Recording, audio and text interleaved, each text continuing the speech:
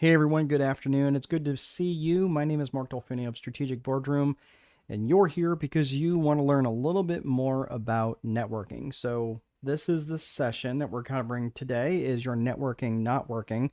This was really a pop-up event. I really didn't have this on my calendar for today, but I had a cancellation in my calendar early this week, and I was like, oh, I could actually do this. So, for those of you who hopped on and signed up for this last minute, welcome. It's probably going to be a smaller crowd unless we get a bunch of folks that join us from YouTube. But it is good to see you. Thank you for joining me, and let me know where you're from and what line of work that you're in. Where are you from, and what line of work are you in?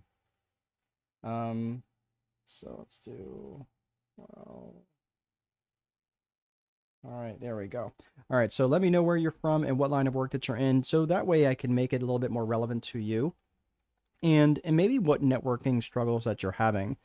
I know a lot of people who come into this session are tend to be avid networkers, and I will be honest with you, when I first was exposed to the concept of networking, it was not really the greatest experience for me because I was very busy. I was working two part-time jobs and I was going to school full-time at Purdue University.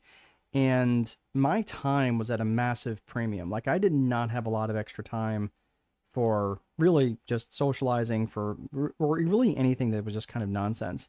And when I was invited to a business after hours one time, and I was just a basic line teller. Like I wasn't anything special in the bank. And the branch manager who happened to be my age, I was just getting out of the Marine Corps and had invited me to this networking event after hours. Well, the networking really was nothing more than roughly people our own age in our 20s, and some of them were in their early 30s, who were just wanting to have an excuse to stand around and drink. And listen, I'm not opposed to that sort of thing. Like I don't really care. Like I don't really drink much these days, just because in my 50s now, recovery time is just like significantly longer. But what I'm saying is that everybody was just standing around drinking and talking about sports and just stuff that I just could not have cared less about. And it was interesting. So that was my first exposure to what networking was. And granted, people were, they would, ask me about, what it was I was doing. And of course, I'm just a bank teller. So I'm like, well, I'm just a teller. And I'm just, I had nothing to offer these people. These were people who were well into their careers at that point in time. And that was my initial exposure to what I thought networking was.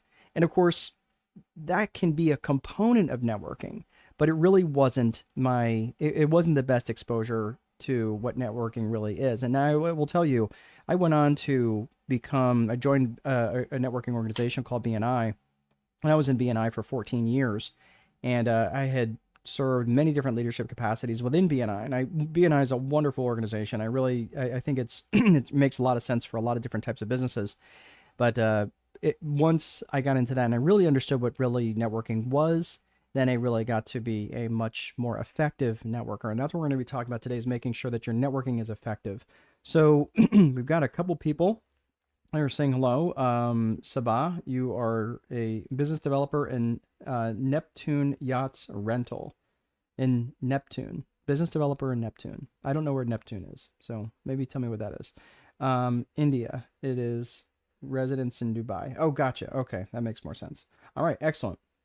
So again, if you're just joining me, let me know where you're from and what line of work that you're in, and also maybe what you're hoping to learn better from networking, and maybe what your struggles are from networking.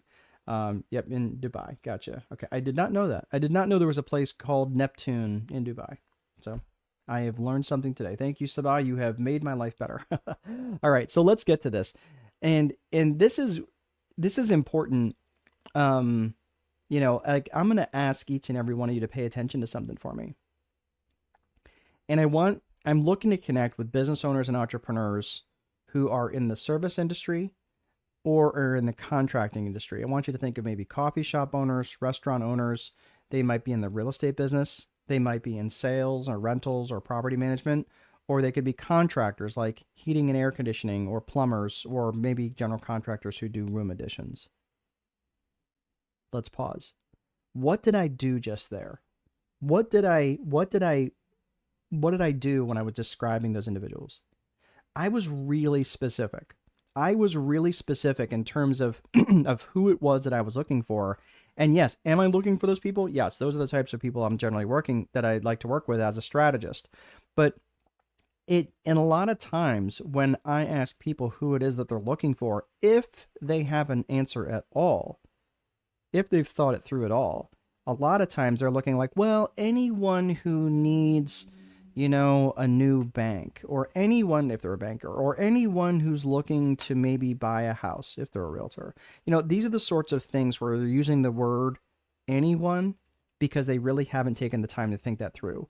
So again, I was very specific in my ask. I'm looking for business owners or entrepreneurs who are in the service industry, but specifically who are contractors, or they could be even in the restaurant business or coffee shop owners. They might be in the real estate business. A lot of times they're in property management. A lot of times they are contractors like HVAC work, or they do plumbing work, or they might be electricians. You see what I'm doing? The more specific I can be is the more likelihood that I'm triggering something like, oh, wait a minute, my brother-in-law is an electrician. Oh, okay, cool. Like, I'd love to chat with him if he's having X, Y, and Z problem. If he's looking to grow his business and he's struggling, I'd love to chat with him, see what I can do for him. Okay, so this is important when you're thinking from that perspective. Sabah saying Neptune. Oh, so Neptune is a company. Now that makes sense. Okay, I work for a company, Neptune Yachts Rental. Okay, we rent out yachts for tours. Okay, and you live in Dubai. Now it's making sense. Thank you for clearing that up. Okay, thank you, Sabah. All right, so I was thinking like that didn't make sense that Neptune was in Dubai, but Neptune Company is in Dubai. All right, I got you. All right, so but the main thing that I see, and this is a question that I often ask people when people are really struggling with networking, and a lot of times I'm saying, well, what are you hoping to get from your network? I don't know. I go to a networking event. I'm hoping to get, maybe someone to buy my thing. That's not networking. That's direct sales. And direct sales, there's a place for direct sales, but that's not networking. That is when you show up and you're trying to sell to everyone in the crowd, you're being that guy or that gal. You're being the person that's trying to sell to your network, not trying to where people will find people for you to buy from your network. You understand the difference? And that's a huge consideration. And most people who struggle in their networking, and they're going out, they're basically they're running around shaking hands and just kind of firing off all sorts of business cards, and they're not getting results because many times what they're doing is they're trying to sell to their crowd, and they're not bringing value to their network. That's really important, because if the only value that you bring to the network is your stack of business cards, and if I ask Sabah to say, hey, do you know of anybody who lives in Dubai that is struggling to grow their business? Maybe they have an international business and they're trying to really figure out and dial in who their avatar is, who they really like to work with. Okay. Do you know someone like that? Yeah, actually my brother's got a company and he's just cannot seem to get it off the ground. He cannot seem to gain traction. Okay. Love to chat with him. These are the sorts of things. That's why it's important that when you're bringing value to your network, you're not trying to sell directly to the person that's across the table from you. You're trying to help them figure out who your ideal client is, and you can or connect. You should know who your ideal client avatar is, but they should be the one that's trying to connect that for you. Does that make sense? So you have to bring value to your network more than just you trying to sell to them. So, for example, let's see, we got someone. Let's see here. Lainey Santos, 7:30. Hello, nice to see you. Glad you could join us. So we're talking about networking. Is your networking not working? And if you're not bringing value to your network, why are they going to want to stick around? So for example, if I knew someone who was going to Dubai which I actually knew a couple, or I know a couple, who literally just visited Dubai within the last 60 days. Had I known Sabah earlier, I probably could have said, cool, hey, I know a guy named Sabah, and he's got a company that does charter tours. And maybe that would be something they would be interested in when they were there. So these are the sorts of things that are good to know in advance. So I no offense, I don't have any interest in visiting Dubai, so I wouldn't necessarily be an avatar for his company. That's why I'm saying like him trying to sell to me would be just wasting my time and his. So you have to start to think about what value are you bringing to your network. Well, I'll give you an example. Again, Sabah. Oh, I'm sorry. I apologize. Sabah is a girl. So Sabah, I apologize. I did not know that. So Sabah, female, is trying to, let's say that I don't know anything about boat tours in Dubai. I know nothing about. I don't know anything about the. I know it's the Atlantic Ocean. I'm assuming. I have no idea. Right? Let's say, or whatever ocean or whatever body of water it is that these boat tours are on. She can now educate me and say, hey, here's something that you should know about boat tours. Sometimes the boats are too small. And because the boats are so small, the waves are really rough. So you always want a boat that's going to be at least probably 35 to 40 feet long. Okay, that's good to know. Okay. And she can educate me on certain things about different boat tours. There's certain boat tours you'd say, a lot of times people pay for these really long boat tours, right? Like 4 and 5 hours. And really, most people say that they're probably about 2 hours too long. They really like these shorter boat tours so they can go, say that they did it, they get their photos, right? They get out there, that it's nice on the ocean. They don't go so far out where they can't see the land anymore. They feel comfortable, they feel safe, and after 2 hours are done, right? I'm making all of this up. But if that's something that she is educating me on, she has now brought value to me. And now I can help her find more people who are actually interested in this. Okay. So this is why it's really important to be really specific and bring value to me, educate me, tell me a little bit about what it is that you do, make my life a little bit better than when you found it. And that's the value that you're bringing to your network. Okay. So, really good. Thank you. Thank you, Sabah. Thank you for showing up today. Jasmine is, hi, I'm a mobile notary that is ready to take my business seriously. And I've never been to a networking event, but I am definitely looking to put myself in position. Okay. So again, Jasmine, it's good to have you. You have to start thinking about this when you're going to an event. You have to start thinking about, well, what value could I bring to the table? So if you're meeting, you might be thinking, well, who might need a mobile notary? Real estate agents, title insurance companies, bankers potentially. Right? These are the sorts of people who could use a mobile notary, where you can travel and go do your notary thing for people who really need your services. Okay. But what value could you bring to your network? Could you offer them and say, hey, you know what? This is something that most people don't think about notaries. And this is something that you could do. Did you know that you cannot notarize something for someone that you have a direct relationship with, or a directly related, like a relative? Okay. And I think that's the case, but obviously Jasmine would know this better than I. But if you find yourself in that situation, I would love to step in. Okay. Again, this is where you're bringing value to the network more than just trying to sell to them. And all of this, is the crux of this, is about generating and creating trust. So when you're trying to create trust, there's 7 elements of trust. Those first 2 elements of trust is based around competence and character. When you're demonstrating value, when you're showing, when you're educating the people across the room from you who don't know anything about, sorry, I'm half choking today. Jasmine is saying that is correct. Yeah, in terms of using a notary for someone you're related to. Okay, yeah, I thought that was the case.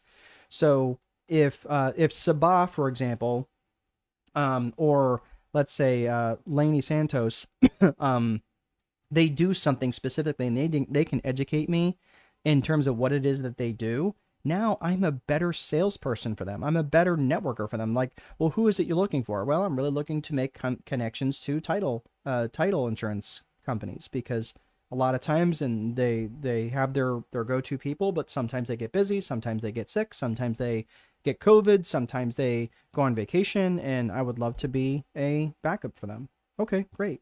Let's make those connections. So that's the sort of things. But again, if you're demonstrating competence to me, that is what raises trust the fastest. That's what raises trust. The fastest way to create trust with the individual with you is to demonstrate competence. Let them know that you know what you're talking about. And don't do it in a combative way, but do it in an educational way. Do it and say, "Hey, yeah, that's something that I've worked with. Did you know, that this is something that's might be interesting to the avatar that I'm working with." All right. So the other thing is character. So you have competence and you have character. And this is, so you go to BNI meetups in Dubai as a visitor. Yeah. And I'll tell you, Sabah, that is, so I was in BNI for 14 years. I worked my way all the way up to area director level.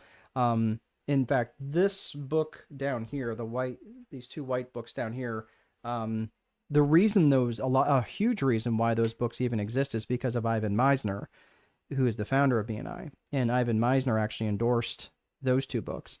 And the reason why I bring up his name is because, I would consider him a friend. He really helped me in ways that I could never repay him. But BNI taught me so much about business and also so much about networking. He actually hosted a book writing workshop for totally free. And I learned so much from that. It was not long after that I actually published my books. So he was a huge proponent of people writing and helping to help to establish that competence. And really, when you're writing, people seem to get to know you a little bit better, right? They seem to tend to know you as an individual when they are reading about you. So again, that helps with that competence, and it also helps with that character. The main thing too that I see, again, when people are, is your networking not working? Sometimes you have to look at these different elements of trust in terms of why they may not trust you. Because if they don't trust you in any of these 7, and you don't know why, I'm going to get to the other 5 here in just a second. But if they don't trust you, they're not going to do business with you, and you won't ever know why. So these two here, competence and character, if you're demonstrating bad character, you can be the most competent individual in your field, and people may still not do business with you because they don't trust your character. That's a big deal. So I'm just letting you know, when you're doing these sorts of things, when you're recognizing that you're showing up, and how could you demonstrate bad character? Well, there's lots of ways. There are lots of ways to demonstrate bad character. If I came on here and I was mentioning my bride, and I'm getting ready, I'm married and all this other stuff, but then I start talking about having a girlfriend on the side, you'd be like, man, what a creep. Obviously demonstrating lack of character. In a lot of networking events, and it's like, there's a lot of alcohol, a lot of times where people will be flowing. And again, I'm not anti-alcohol. I just think there's a time and a place for it. And when people go and they drink way too much at a networking event and they start showing their butt, that's demonstrating lack of character. And again, how much are they going to trust that individual to actually do business with them? Now, I get it. I mean, there's some people who go on the golf course and they can start drinking at 8 in the morning and drink all the way through to 8 at night, and they're fine. I don't know, man. That's just not me. I feel like I'm much sharper if I don't. But again, your mileage may vary. You do what you feel is right for you. But it could be demonstrating lack of character. So the other elements of trust are caring, confidence, commitment, communication, and consistency. And all of these elements of trust, I believe, and this is just true for me, I believe that competence and character are two trees that share the same root system. And they have a symbiotic relationship with one another. And caring, confidence, commitment, communication, and consistency are fruit of those two trees. Now, like caring, for example, I think caring is pretty much fruit directly of character. So if you've ever heard people they don't care about how much you know until they know how much you care, that is directly related and correlated to character. If you're looking at confidence, like how much do I have caring trust? Do I have confidence trust? Are they really confident in my ability to do what I say what I'm going to do? And that's kind of a little bit of character and a little bit of competence. What about commitment, right? Commitment trust is how committed are you to whatever thing it is. And I see this in a lot of small business entrepreneurs who have all these different business ideas and all these different businesses that they're in and all these different businesses that they represent. Well, dude, what are you committed to other than just you trying to make a side hustle? Every time I turn around, you're asking me about a different, you're trying to pitch me on something different, and you're not committed to one specific core purpose within a business. What about communication trust? Now, not only how much do you communicate, but how well do you communicate? How often do you communicate? Are you communicating only when you need something, or are you communicating well to that individual and bringing value to them as often as possible? And the last one is consistency. Consistency trust is how much are you showing up, and how well are you showing up when you say you're going to show up and when is expected. So these are the sorts of elements around trust. And again, if you're lacking in any one of these areas, people may not trust you and you may not know why. So these are elements that you have to stop and say, you know what? If I'm being really honest with myself, probably have to work a little bit better on my consistency. Might have to work a little bit better on my communication. Sometimes I fly off the handle. Sometimes I swear too much. Whatever. These are the sorts of things that you have to pay attention to so people can trust you. Now, I've heard people say this before, and I think this is absolutely true, and I'm going to give you an example. The value of your net worth is directly related to the value of your network. And I'll tell you this. I had a very tricky title problem. So I was having title work that needed to get done. And Sabah is saying, I have been going to a lot of networking events. It's just not working for me. Okay, Sabah. So what I'm going to ask you first and foremost is, how much do people feel like they can trust you? Do you feel like you are operating at high levels in all 7 of those areas around, again, you've got your, let me go back to the screen so you can see that, where you've got your competence trust, your caring trust, your confidence, commitment, communication, and consistency.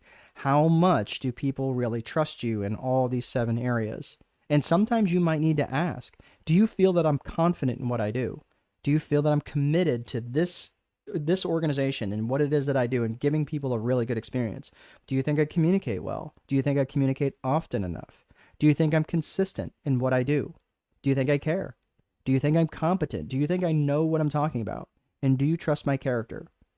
Right? These are the sorts of questions. Sometimes you just need to ask these questions flat out so people can really be honest with you. And that's the best thing you can do, in my opinion. Okay.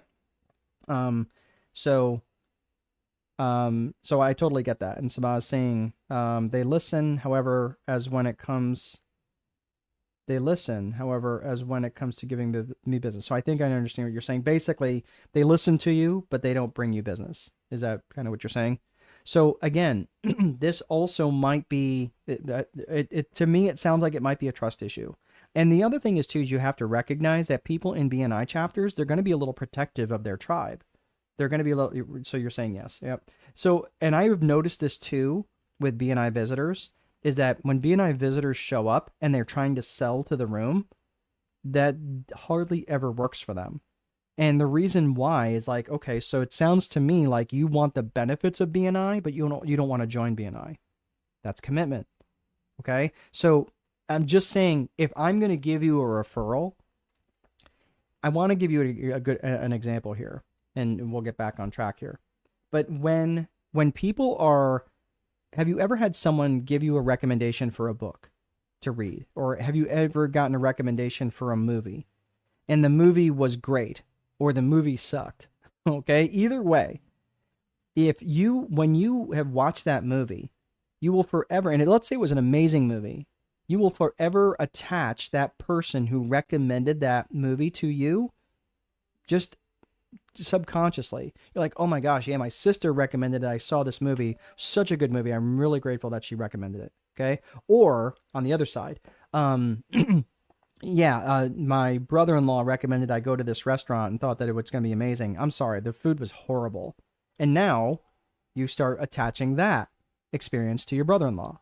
Does that make sense? So that's the same thing that happens in referrals, is that if I refer you and I'm not really super convinced that you're really confident in what it is that you do, or you're really committed, or that you really care, I'm going to be a little skeptical to put my name and attach my name as a referral source to someone else. So you might just need to ask, hey, look, I've been to this meeting and I've asked for referrals a couple different times. Is there something that you're seeing in me that why people might not be giving me referrals? You have to ask the question. And sometimes you might have to ask that question a number of times before someone's really honest with you. And you might not like what you hear, but it does give you something to change, something to work forward from so you can change it. Okay. But let's get back to this really quick. So the value of your net worth is directly related to the value of your network. There was a loan I was trying to get through on a couple of properties that I had, and I had some horrendous title problems with these properties. It was basically there was liens on the property from someone who in my family was deceased, and I just needed to get these things cleared up. And there was really no loans attached to them. It was just liens. So I had to get these heirs to sign them and everything else. It was just a mess. Well, on top of that, I didn't want to start down that path until I had a loan secured against those properties. So the fortunate thing is I went to my network, and there was a couple of people who I knew that were in the real estate space that also had really good access to new lenders. And I said this, his name's Walter, and I said, Walter, do you know of anybody in the space? He's like, yep, I got two names for you. And one of them wasn't quite the best fit, but the other one was an absolute match. It worked so well that it was, I mean, I started in this in November.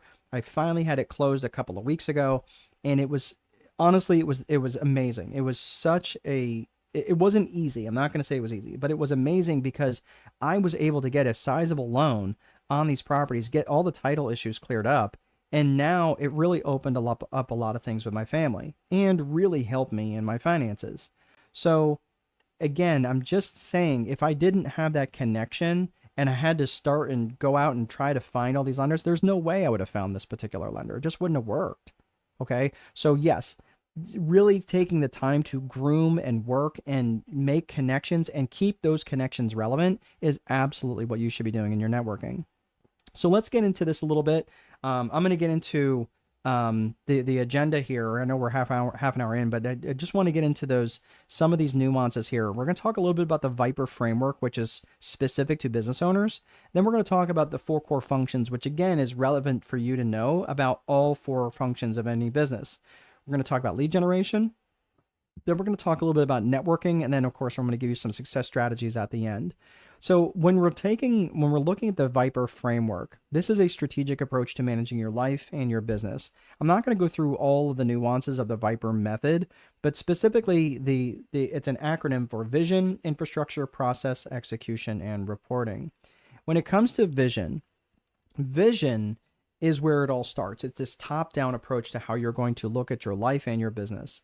And specifically, your life part is the personal vision component, and your business part is obviously the business vision component. When you're looking at your personal vision is going to ask you a very simple question. Where do you want to go? Where do you want to go in your life, Sabah? Where do you want to go in your life, Jasmine? Where are these places that you're trying to go? Lainey, where are you trying to go in your life? If your life wasn't defined by income generation, where would you want to go? What would your relationship with your significant other look like, your spouse? What is your vision for your relationship with your family? What's your vision for your relationship with your children? On and on and on. So when you think about that, that's where I want you to think that if you woke up with, $30 million or 30 million pounds or 30 million euro or whatever your denominational currency is for lots of money, if you woke up and you really didn't have to worry about income anymore, where your job description wasn't also your life description, that's what I want you to think about. What would your life look like from day-to-day perspective if you didn't have to worry about income generation? Next, you're going to think about that in the context of business vision. So your business vision is like, okay, cool. Now that I know where you want to go, the business vision is going to say, cool, let's reverse engineer this so we know how to get there. And here's the interesting thing.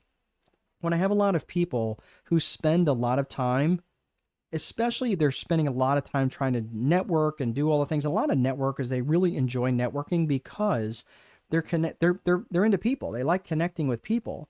But the thing is, I know a lot of professional networkers. I'm like, man, like all you do is network. Do you actually do any like work? Do you actually do any fulfillment? And that's the thing where I see that can get into a little bit of a trap where because they spend so much time actually in the networking side of the business, but they never actually spend real time doing the things that are really important to the fulfillment of the customer, it almost can work against them if they're not really intentional about how much, how visible they are. But the thing is with business vision, this is interesting.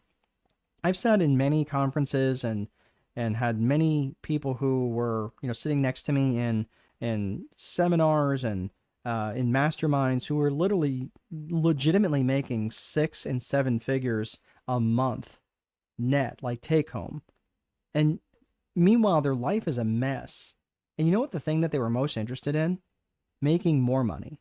Getting an extra comma in their bank account. That's what they were most concerned with. And I'm just telling you, that is just an empty well that just never gets filled in. So the danger in creating this business vision or this career vision before ever giving any consideration to a personal vision is that you end up creating a life that exists to serve the business. Let me say that again. The danger in creating a business vision before creating a personal vision is that you end up creating a life that exists to serve the business. So I'm not suggesting that personal vision or business vision is irrelevant. It just can't come first. So take the time to really spend and really get clear about what your personal vision needs to look like. In the context of business vision, those are broken down into 3 C's. And anytime I look at someone who is struggling in their business as an entrepreneur, or struggling if they're hiring me as a strategist and they really want to take their business to the next level, I'm looking at these 3 C's specifically. And these 3 C's of business vision are core purpose, core values, and client avatar. Core purpose, core values, client avatar. Let's unpack each one of those. So let's look at core purpose. Core purpose is specifically what business are you in and what problems do you specifically solve. If you're not specific in your core purpose, people are not going, they're not going to know really what it is that you do. So for you, Sabah, for example, you say that you are in, you do these boat tours. That's phenomenal. That's great. So because you do these boat tours specifically in this geographic area, is there a specific avatar that you're looking for? Do you generally do, are you working with tourists? Are you working with people who are locals? It's really important that I know specifically what the purpose of what it is that you do. Are you an experience? Do you do experiences or do you do fishing? Do you do both? But it's really important that you get dialed in on the core purpose about what business are you specifically in and almost to obnoxiously what you're not doing. You're like, no, we do not do fishing. That is not what we do. Okay, fine, right? You're like, yep, I don't want to deal with the laws. I don't want to deal with fish hooks. I don't want to deal with bait. I don't want to smell like fish at the end of the day. I just want to take people out on the boat tours. Okay, perfect. That makes total sense. So once you get really dialed in the core purpose, and this is really important, especially with your networking, because if you're not clear in your core purpose, and again, I see this very often with people who are entrepreneurs because they have an idea every 15 seconds, right, for business, or every time they get out of the shower, they've got a new business idea.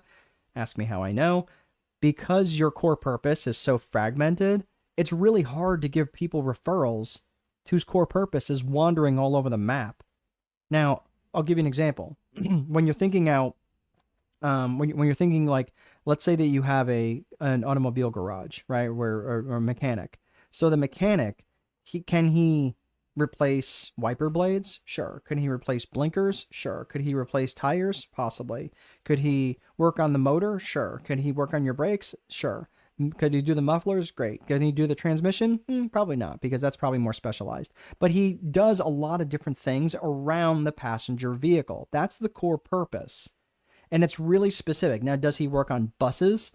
Probably not, because he really likes to stay within passenger vehicles. So it's important that you know what you are and really be obnoxious about what you're not. So that's the core purpose. Next is the core values. What matters to you about this business and how would the world be worse off if you went out of business? This is absolutely going to show up in your networking. If you feel like if you're showing up, and again, this is a demonstration of character. So you have to remember that your business is an extension of you. So if any of you have ever had a friend, sometimes a significant other, sometimes someone that maybe you've been involved with romantically, and they were heading down a path that you were not willing to follow. Understand? That's happened to all of us. If you lived in this life for more than 15 minutes, that's going to happen. People will disappoint you sometimes, and that's heartbreaking. But because they were heading down a path that you weren't willing to follow them, you said, nope, I can't follow you down that path. I'm not going to engage in this relationship any further. And because you were willing to act, that's how you know something is a core value. So that violation of that core value, that line in the sand that they crossed, represents a core value for you. So let's say that they were stealing things, or let's say that they were saying one thing and doing another. That would be a violation of integrity, right?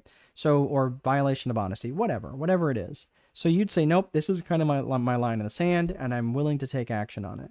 So that's why it's important for you to really determine what your core values are and have those things defined. That way, so when people start to see how you are and how you do business and making sure that those things are aligned, that's how they're going to know that they can trust you. That's how they know they can send referrals to you. There are people in my town who have done amazing things in real estate. And in my town, I'm known for real estate as well. But I will tell you this, I don't want my wagon hitched to them at all because of the way that they do business. I don't even want people to say their name and my name in the same breath because I don't want people to connect me with them because of the way they do business. And I'm totally fine with that. And has it cost me growth? Absolutely it has. I know it has. But am I willing to put my core values on the line and at risk to do business the way that they're doing business? Absolutely not. Absolutely not. Do I always get it right? No, I don't always get it right. And sometimes I make mistakes. But doing it the right way is far more important to me, especially if in alignment with my core values. So we talked about core purpose. We talked about core values. Now we're talking about client avatar. And this is a really critical piece here, especially if your networking is not working. It's because you're probably not clear enough in your avatar. And this is who specifically and ideally do you want to serve. So when you're thinking about this from a geographic, demographic, and psychographic perspective, geographics is where they are, right? Demographics is who they are. Are they married? Are they single? Are they rich? Are they poor? Are they educated? Are they not educated? Do they have kids? Do they not have kids? Whatever their demographics are. And then think of their psychographics. Psychographics is how they think and how they buy. So when you can get really clear on these areas, it's much easier for people to send referrals to you because they're going to say, oh, they live in this part of town. Great. I know someone who lives in that part of town. Great. Are they married with children and they have a small business? Yes, they have these sorts of things. Okay. Are you, do they have these other features? Do they have these psychographics? And these psychographics, I want you to think of the phrase ALIA, A-L-I-A. And that are their attitudes, their lifestyles, their interests, and their aspirations and goals. So when you're thinking about their attitudes, what's their attitudes on life? Are they Debbie Downers or they tend to be more optimistic? What's their lifestyle like? Are they young and jet setting? Are they young and homebodies? Right? Whatever. What are their interests? Do they like to read? Do they like to watch World Cup soccer? Do they like to watch American football? Whatever. What are their interests? Are they into NASCAR? Or are they into Formula One? Whichever. What are their aspirations and goals? If you understand someone's goals, it is much easier to help them, especially if those aspirations and goals line up with your product or service. That's really critical. So you really need to be thinking through all these different areas, and you have to know your avatar cold. You have to spend a lot of time really getting to read and research and know who these people are. And sometimes they're a group. Sometimes they might be a board of directors. Sometimes they might be teams. Sometimes they might be married couples. Sometimes they might be one individual. But you have to recognize who these people are in terms of their geographics, their demographics, and their psychographics. So that is the 3 C's of business vision. And I'm just telling you, anytime I've been involved in a business and they're not clear on one or more of these, their business is struggling. They're struggling in all sorts of areas. They're struggling with their lead generation. They're struggling closing sales. They're getting too many customers who are an absolute pain in the neck, who cause them nothing but trouble, and they really don't bring them a lot of money. They don't bring in any referrals, or they have a lot of employee turnover because their core values are not defined. And again, if your core values are not defined by you, they will be defined by the strongest personality in the room. And that's true. So again, take the time to go through these things. So the next thing in the agenda, we're talking about the 4 core functions of business. And these are pretty straightforward. They're lead generation, sales, operations, and accounting. And your customer's journey through your business happens in this order. First, lead generation, they experience your marketing, your networking, they get to know a little bit about what it is you represent and what problems that you solve. Sound familiar? Right, that's core purpose. Then sales closes that loop. Lead generation opens the conversation, sales closes that conversation. Then you're thinking about the operations and fulfillment function. Then it starts to talk about, that's whatever the company does, right? So if you build websites, that's the thing. If you do boat tours, that's the fulfillment piece, right? Whatever. And then the final piece is the accounting and finance function. And that's generally how, when bills get paid and when money comes in and gets collected. So that's the 4 core functions of business. And that's important for you to consider when you are bringing people into your organization, especially when you're networking with people. It's important that that person you're networking with understands what the client's journey through your organization is going to be like. Because if you're not clear on that and you don't educate your networking, your referral partner in terms of what that looks like, they're not going to have a clue. They're not going to know what to expect. And if it's not consistent, your main thing is you've got to make sure that individual who is being referred, that referral person, that customer, that potential client is getting a very consistent experience. Otherwise, again, if they go back to that referral like, oh my gosh, why did you send me to that place? Do you think that person's ever going to send you another referral ever again? Likely not. So I'm just saying, this is why you have to be clear on the 4 core, on not only the 3 C's of business vision, core purpose, core values, and client avatar, but you also have to be clear in what the lead generation, the sales, the operations, and accounting functions look like. So let's talk about lead generation. This is the third agenda item. Lead generation lets the world know that you're out there through a variety of marketing approaches. So this is really important. And there's lots of different marketing approaches out there. I'll cut these. I'll hit these real fast. Sabah is saying we give out rental yachts to tourists, residents for all parties. Okay, for all events, parties. Okay, perfect. So you will work with current residents for parties and things like that, and also for tourists. Very excellent. And Sabah is saying other yacht rental company gives more of less in price, therefore it becomes difficult to explain about what exceptional service we provide. So this is a positioning problem, because and this is your fault, which is good because that means you can fix it. So if you're saying, hey, look, if they do this for, let's say, I'm just going to use US dollars. If they do this for $500 and you're $750, and you're saying, well, what's the difference? And if they don't know, if you cannot articulate the main difference, you're like, well, our service is the thing that changes it. Yeah, but are people really going to buy for exceptional service? Look, good service is the expectation. That's the minimum standard. I'm going to give you this example here. So kind of going off script here. Let's just use this example. Take the thing down. Let's say that you go to dinner, and you go to dinner with your significant other, and you're sitting down at dinner, and you're seated in a reasonable amount of time. The waiter or waitress hands you the menu, and they bring you drinks. You order the food.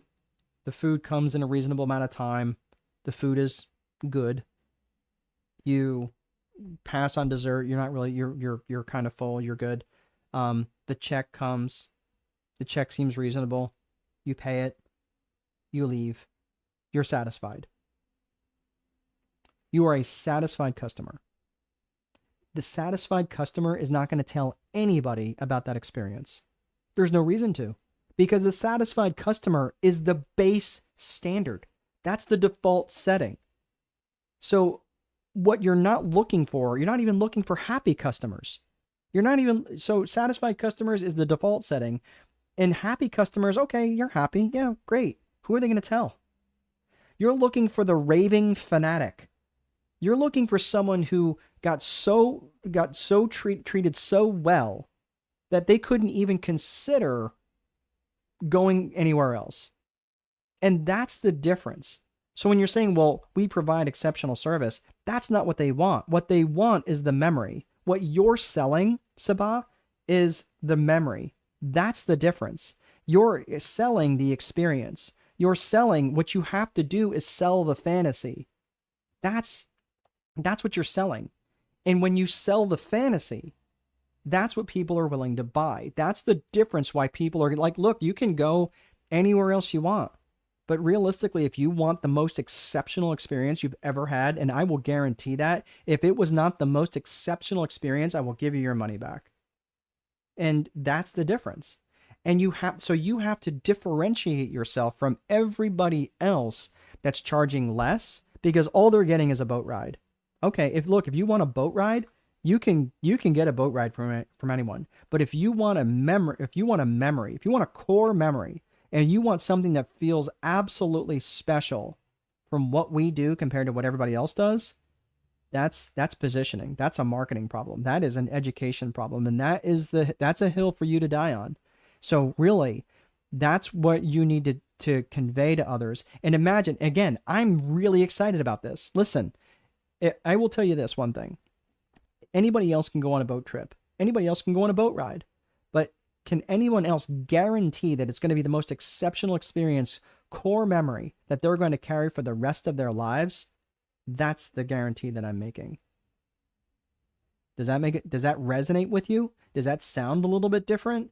That's the thing again, I don't know how you're pitching it, but I'm telling you, for me, that's exactly what I would be doing. I would be doing a lot more differentiation in my market, because if people are choosing price because they see that they look at one price and look at the other price and they don't see anything different, they're always going to, the confused mind, they're just going to say, well, I don't really have any basis of comparison. I'm just going to go with them. Okay. So that's the difference. Okay. All right. So hopefully that makes sense for you. So the various marketing approaches, I'm just going to make this really quick because this is not in the marketing class, but I do that with marketing magic. But there's outbound lead generation, inbound lead generation. Outbound and inbound, people often get confused. It's basically, think about who initiates. So in outbound lead generation, that's initiated by the company. That means, think of it like interruption advertising, where you're going to say, well, I'm going to put out an advertisement, or I'm going to put up a billboard, or I'm going to put up an advertisement in a magazine. That's basically interruption marketing. That's initiated by the company. Inbound lead generation is where, like, I wonder if there's a boat company nearby, or I wonder if there's a realtor nearby. I wonder if there's a company that makes pizza nearby. And they go into Google, SEO. Okay, cool. Yep, there's my choices, and that's inbound, right? So it's really about who initiates, and that's about probably the easiest way I can describe that. Direct response is where you'd say, hey, whatever type of advertising, could be inbound or outbound. Basically, it's going to say, oh, here's this thing, click this here, or hey, here's our offer, go to that store right now and buy it for $20, right? That's direct response. It's where you're taking something very specific, giving them a very specific action to take. So that's direct response. Of course, networking is part of that marketing approach. You've got alliances that you could put together. Who could you ally yourself with? And I know joint ventures and alliances are often thought of as the same thing. They're actually not the same thing. Alliances are probably a little bit more, they're less formal. They're formed by two companies that may be in complementary industries. So for example, Sabah, who is, so you're saying, I'm not directly dealing with guests, it's the agents. So might sound like you might need to change up your marketing. I mean, again, I don't know the specifics of your situation, but if it's the agents you're relying on them to sell for you, it sounds like they are not doing a good job for you. That's what it sounds like to me. But the alliances, I'll give you an example. Alliances where you have two complementary industries. Are there people, I'll use Sabah's example of the boat tours. Would there be like an opportunity for like a wedding, like a wedding planner who also wants to have a really exceptional experience and brings the bride and the groom on this boat tour, right? As part of their experience, wedding dress, the whole thing, yada, yada, right? So that could be an alliance that could be formed between a bridal, a wedding planner and a boat tours, right? So you might think, well, what does that have one to have to do with the other? Maybe there's even something around, other people who maybe also rent jet skis. They say, I don't really want jet ski, but okay, well, if you want jet skis, come over here. If you want a really cool experience, you can come over here, right? But the thing is, they were complementary industries. Whereas a joint venture, they tend to be a little bit more formal, where there's actually a new entity that's completely formed by the joint venture. So that is the difference there. And then you can obviously do press releases. You can do affiliate type marketing. So there's lots of different types of marketing approaches where I want you to think of. But when you're looking at networking, and this is the fourth bullet point here, when you're looking at networking it's basically also called word of mouth marketing. And I've heard of people reference that before. And when you're looking at word of mouth marketing, there's just basically one universal truth. And the universal truth about word of mouth marketing is it's always working. The question, is it working for you or is it working against you? Okay. You have to remember that the new gold rush is for attention, and people are dying to keep your attention. And this is the thing. If your networking is not working, because again, money follows attention. If your networking is not working, you have to recognize that you're not owning the mental real estate of other people. The mental real estate is when they're thinking of X, they think of Y, and you are Y. That's the difference. In my town, there are people who will never disconnect me from being a Marine, right? I was a U.S. Marine. I'm still a U.S. Marine. I'm just not on payroll anymore. But that, for them, that's how they know me. And everything else I do is almost ancillary. They don't even think of anything else. If for some people, they only know me in the real estate world. And that is that's the mental real estate I have owned for those people. Other people, they call me coach because for a while, I kind of reference myself as that. Now I've kind of moved away from the coaching moniker, but more into a strategist. But people call me that as just as a term of endearment. But that's the thing, is I own those phrases. And when people have a difficulty in business, or they're having difficulty in some other thing, I own that mental real estate of theirs. That's because I position myself in that way. So you have to position yourself as part of an overall strategy. So when people think of you, they're not thinking of some other thing. And that takes time. And that is also something that takes effort, because again, when I'm looking at a lot of entrepreneurs and they've got all these different business ideas and they're trying to incorporate 5 different businesses all at one time, and they're wondering why they're not getting referrals. Yeah, man, because you're not committed to any one thing. You're serving too many masters. And that's a real problem for people who I see are struggling in their networking. This is something that I learned. This is, I love this. This is called the VCP process. And this is something that I learned in BNI. And it's really about visibility, credibility, then profitability. And you have to go through this in this order, that at some point in time, like many of you on here are seeing me for the first time, and I am visible to you. That's about it. For some of you, I might have a little bit of credibility. Like, yeah, I see what he's saying. Yep, I'm not sure that I believe that quite yet, or yeah, okay, I'm listening. So for some of you, I might have a little credibility. Some I have a lot of credibility. Some I have no credibility. Okay, but either way, wherever I'm at in that spectrum, I cannot possibly hope to get to profitability with you, especially as a network referral partner, if I don't have credibility. Again, if I haven't demonstrated my competence to you, you're not going to trust me. Why would you? There's no reason to. So again, that visibility, credibility, and then over time, it gets to profitability. Now again, some people are more transactional. Men tend to be a little bit more transactional, not all of them, right? And there are some women who are very transactional. Oh, you have a widget and I need a widget. I will give you money for widget. Cool. Transaction done. Some people are more relational. Hey, yeah, I know you've got a widget, but let's talk a little bit. Let's just make sure that, this is going to be a good fit. Because this isn't just a transaction for me. This is about a relationship. This is, I want to get to know you a little bit. So that's For some people, they're more relational. That's a big deal. So again, visibility, then credibility, and then ultimately profitability. And it doesn't necessarily mean that you're going to be doing business with that individual across the table. That means that they're ready to refer business to you. And that's the main purpose around referral marketing or networking.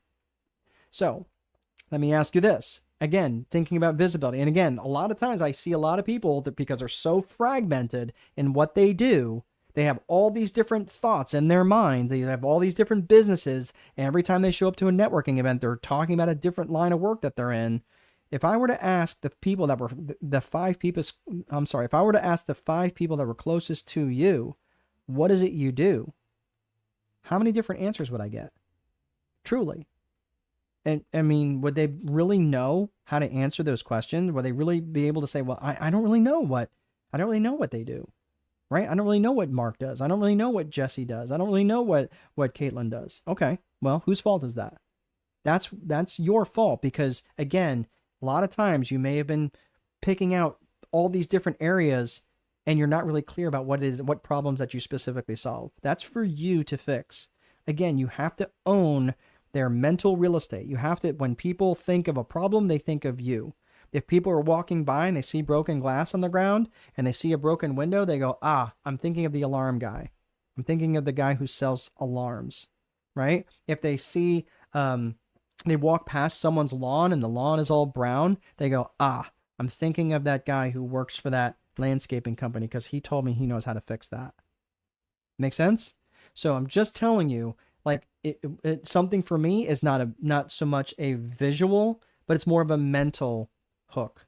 It's more of that mental thing where people say, man, I'm really struggling in my business. I'm really struggling to grow my business and everything I seem to be trying just isn't working. That's a big thing for me. I can help people grow businesses, especially if they're trying to grow a business that doesn't metastasize into something else. If people are really struggling with their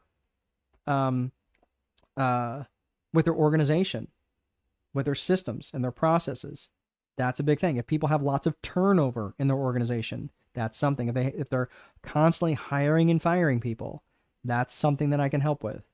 So again, it's really important that you own their mental real estate. Figure out the problems that you solve for people and make sure that others know what that is. And it's also important that you be divisive. You take a stand. Don't be wishy-washy about what is it you do. I've seen people come to you and say, "Hey, will you just coach me one time?" No, I won't do that. I don't work just one off. And the reason why is because there's too much setup. That's like, that would be like asking a surgeon, well, could you just do a little bit of surgery on my heart? No, I'm not going to do just a little bit of surgery on my heart. That's crazy, right? That's not what they do. So you want to think about this, about being divisive and taking that stand and really be about the things that you're about and be obnoxiously against the things that you're not about. That's important. And the other thing is ask for the referrals. Say, hey, can I ask you, is there anyone who you might think of who might be getting married in the next 6 months? Do you know of anybody who may be getting ready to have a baby? Do you know of anyone who maybe is who has some other life event where you're asking for the referral? But again, this is really hard for you to ask for referrals, especially from the very beginning. Notice what I did today. I asked for the referral today. Who do you know that's in the contracting world? Who do you know that is in the restaurant business, specifically coffee shops? Who do you know that may be struggling to grow their business? Who do you know that might be struggling with turnover? Right? Those are the people, again, asking for that referral. Do you know anybody like that? And that's where it's really important. It's also important that you lead with lots of value, with massive amounts of value. Today, some of you got lots of value from this. Some of you got no value and you left early. Okay, fine. But the thing is, if I'm bringing lots of value, you're much more likely to say, you know what, I don't know exactly if he'd be able to help you, but I really am feeling pretty good about sending a referral his way because he did bring a lot of value to me. So what kind of value can you bring to to people within your network. If you know, for example, like Sabah, for example, I know that she has a business in Dubai that is called Neptune. And now if I see a I don't know, an advertisement that maybe she could use in her in from a competitor, let's say they live in Ireland, right? But I see that advertisement in Ireland that she might be able to use for Neptune in Dubai. I'd say, hey, this might be giving you an idea and maybe something you could do for your to attract customers for you. Yeah, I like that idea. That's a really good idea, right? So now I'm bringing value. I'm always bringing value to the relationship. I'm always bringing value to my network. I'm not asking. I'm not saying, so when are you going to repay me, Sabah? I'm not that. I don't keep score that way. All right. So this is. I want you to think about this. How do you prepare your network for referrals? So let me give you an example. Let's say, for argument's sake, that you're like, well, I don't really know, Mark. How do I start the conversation? Let's say it's my neighbor, and I know he's a train wreck. He needs help in his business, and he's tried coaches before, and coaches are good, but coaches just aren't enough. They haven't really been able to help. Well, he might need a strategist, and a strategist. There's a difference between a strategist and a coach, because coaches. Where coaches will ask questions, strategists will build systems. And that's good. It's not bad that coaches are asking questions, but really sometimes they might need systems. Whereas a coach is really about improving the performance of a game, of a game that's already been decided. A strategist will decide the game that's going to be played and also how to win. So they're just two very different standards. So you might be saying, okay, cool. So I'm sold. It sounds like he needs a strategist. How do I have that conversation with him? He's always complaining about his business. Okay. So I'm going to tell you exactly. So the next time, let's say that you're sitting in a backyard barbecue with him, or you're having a drink with him, or you're, whatever. And he starts saying, oh my gosh, I had to fire another guy this week. And it's just, I don't know how I'm going to get all this work done because it's so hard to find good people. And everything else. Okay, yeah, man, you've been complaining about this for a while. Can I ask you something? Sure. Who do you have helping you with that? Who do you have helping you with that? No, I don't have anybody. Okay, well, the reason I ask is I met this guy. You see what I did, right? So who's helping you with that? So this is how you out there train someone else to send referrals to you. That make sense? Who's helping you with that? So you might say, well, you might be wondering, well, how do I refer someone to get on a boat trip with you? How do I refer someone to buy insurance from you? How do I refer someone who is doing, without them being weird and salesy about it? Because people, right, they get weird and salesy. They'd say, okay, well, if you hear of someone saying, yeah, I'm really planning on I'm having some people visit people visit my home, and I would love to have an amazing experience for them. Great. Do you have any ideas? No, I mean, I'm kind of thinking about maybe doing this, doing that, doing this, doing that. Okay, well, if you're open to if you're open to a thought, I don't know who's helping you with that, but I know this gal that does boat tours who really guarantees an amazing experience. Would that be right? Who's helping you with that? You see what I'm saying? See how you can tee that up? You don't have to use the exact language. I didn't use it in that example. But I'm just saying, you can say, great, who's helping you with that? Or are you open to some thoughts? And that is a great way for you out there to train your referral partners on how to send you referrals. Make sense? So that's a really, really powerful way to do that. So a couple of success strategies, and we're going to put the fries in the bag today. But a couple of different things I want you to think about is 15 reasons why people will buy, and what's known as the 6 principles of persuasion. So I'm really going to get to, and also just a couple of mistakes to avoid. Here are 15 reasons why people will buy. I'm going to put this back up on the screen here. So what I want you to do is I want you to think about, these are all reasons why people will want to buy and why they're going to want to potentially buy from you. So people buy because they want to make money. They want to save money. They want to save time. They want to avoid effort. They want to escape pain. Could be physical pain, could be emotional pain, could be spiritual pain,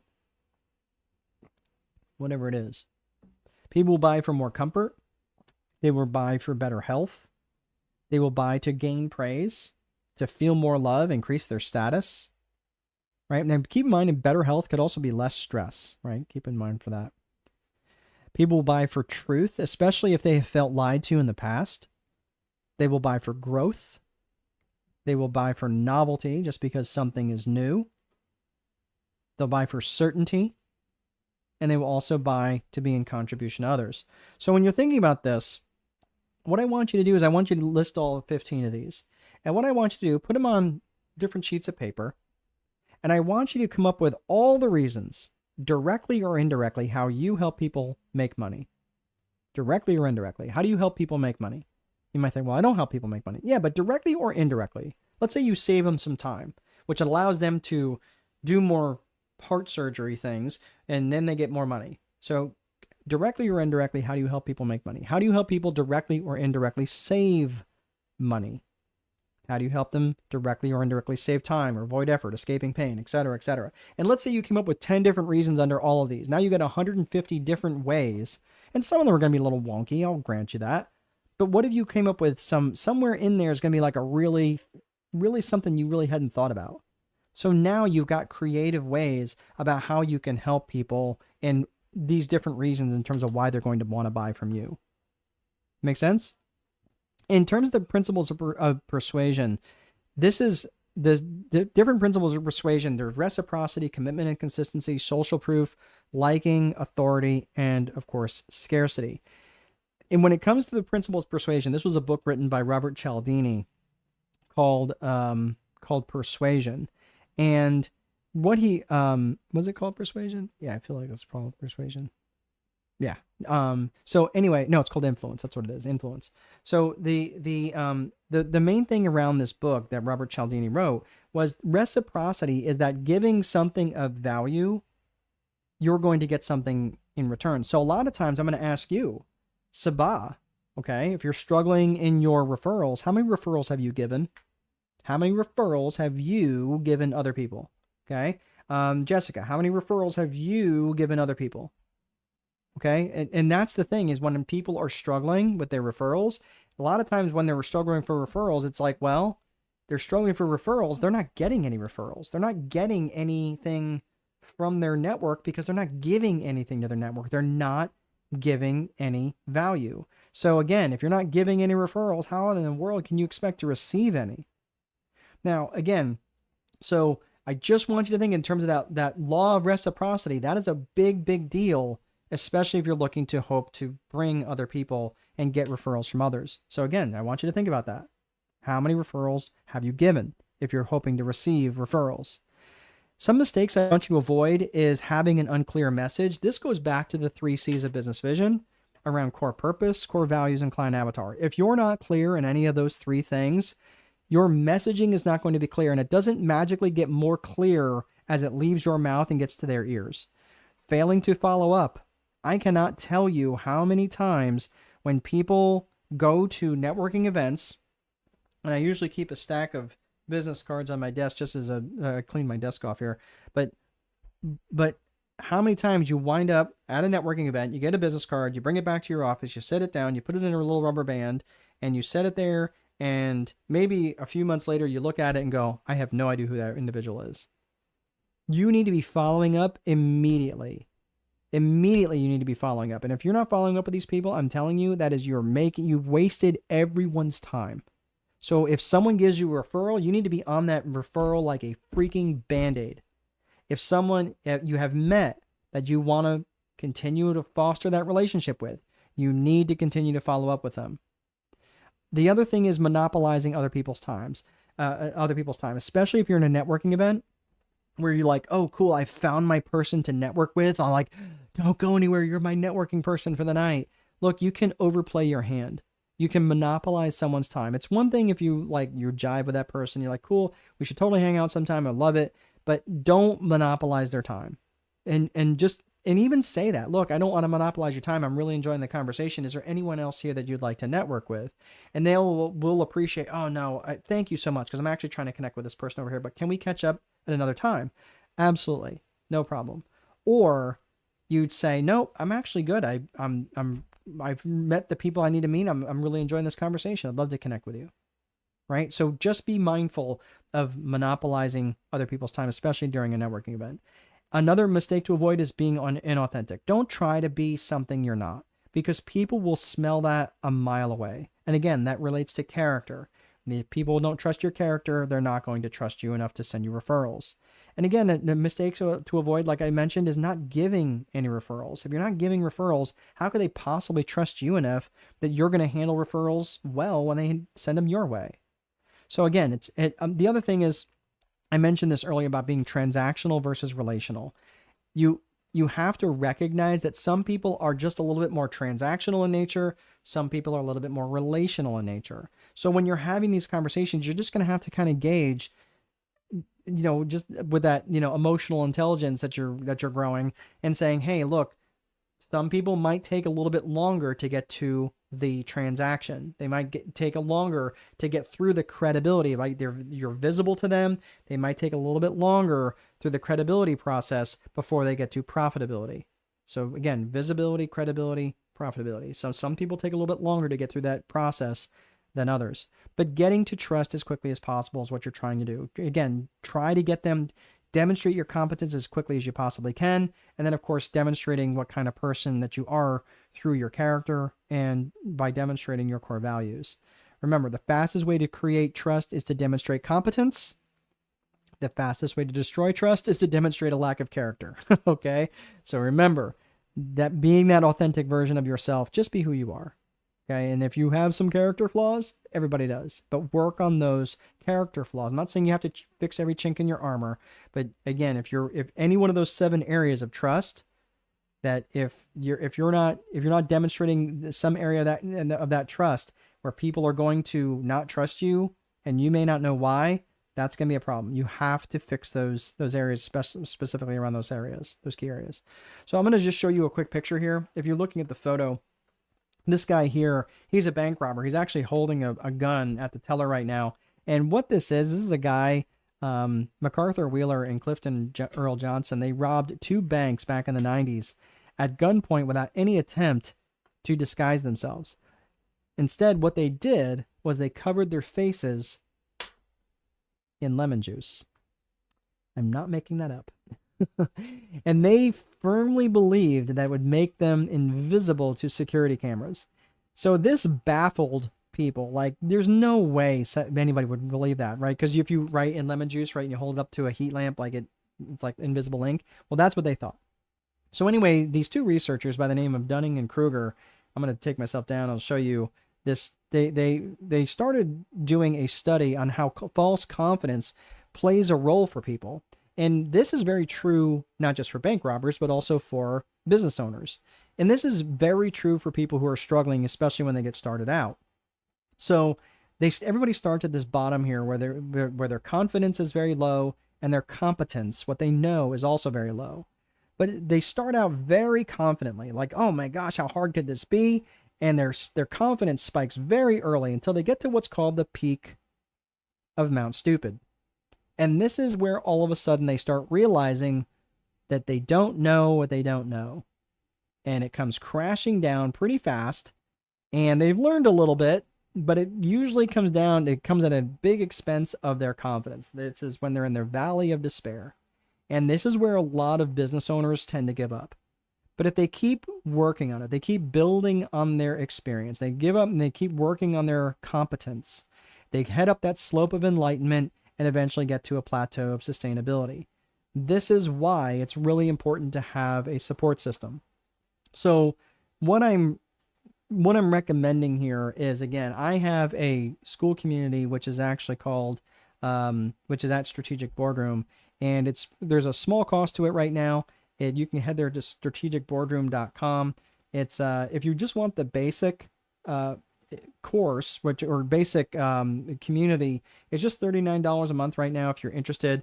I'm not really here to promote this. I just wanted to give people a another venue and another option if people are interested in joining this. And again, we meet fairly often, several times throughout the week for different things. We engage in some networking events. We engage in different things. Lots of different learnings, specifically around the Viper framework, the vision, infrastructure, process, execution, reporting, and also around the 4 core functions. So again, if it's interesting to you, you can join us there. And there's different levels there. So anyway, that is all that I have. If anybody has any questions, you go ahead and type them in. I'm happy to help you out. I'll hang out for just a few seconds here.